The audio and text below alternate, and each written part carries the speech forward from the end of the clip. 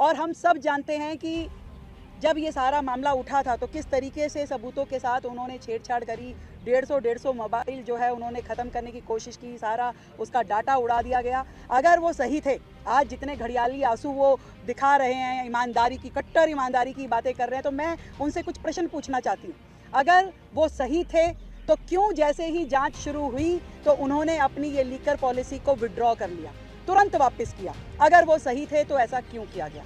अगर वो ये कह सकते हैं कि एक के साथ एक दारू की बोतल देना दिल्ली के लिए सही था क्या वो ये कह सकते हैं कि जिस तरीके से उन्होंने इस पूरे सेक्टर को प्राइवेटाइज करने की दिशा में काम किया और जो आपका ट्रेडर था उसको आपने, उसका जो कमीशन था 5% से उसको 12% कर दिया, उसका मुनाफा बढ़ाया, उस मुनाफे में आपकी शेयरिंग ऐसा पूरी तरीके से दिखाई देती थी? क्या वो गलत है?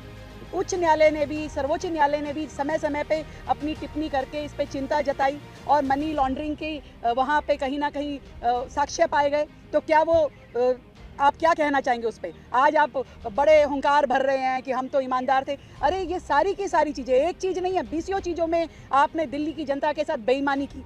क्या आपने शीश महल में दिल्ली की जनता के साथ बेईमानी नहीं करी? क्या आपने स्कूल घोटाले में दिल्ली की जनता के साथ बेईमानी नहीं करी? आपने कौन सी जगह छोड़ी?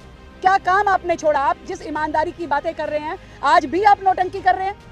आप वो व्यक्ति हैं जिसको 42 साइज की शर्ट आती है और 44 पहन के दिखाते हैं मैं कितना साधारण व्यक्ति हूँ। चप्पल पहन के आपको शीश महल से बाहर आपको रहने का मन नहीं करता। दिल्ली का शीश महल छोड़ के आप पंजाब के शीश महल में जाके रह रहे हैं। आप प्राइवेट जेट से नीचे बात नहीं करते। आप कह रहे हैं मैं साधारण आदमी हूँ, मैं ईमानदार आदमी हूँ। आपने क्या 11 साल में दिल्ली की जनता का विकास किया? आपने करोड़ों रुपए का घोटाला दिल्ली में किया। क्लासरूम को आपने, शौचालय को क्लासरूम बोल बोल करके अपने यहाँ पे काउंटिंग, आज भी उनके समय की BCO बिल्डिंग अधूरी पड़ी है जिसमें आपने कॉस्ट इतनी बढ़ा दी, आपने सीधा सीधा कॉन्ट्रैक्टर्स को फायदा पहुंचाया, डबल कॉस्ट के प्रोजेक्ट आज भी पड़े हैं। कितनी सारी आपकी योजनाओं में आज तक रोजाना घोटाले निकलते हैं कि जिसके लिए आपने सैंक्शन 10 करोड़ किया और 150 करोड़ का खर्चा हो गया, जिसके लिए आपने सैंक्शन ही नहीं किया और फिर भी सालों तक आपने उसका अमाउंट बांटते रहे और पता नहीं क्या क्या किया। तो दिल्ली की जनता ने पहले ही न्याय कर दिया था, पहले ही आपको सत्ता से बाहर कर दिया, दिल्ली से बाहर कर दिया। और मैं समझती हूँ कि न्यायालय का भी आदेश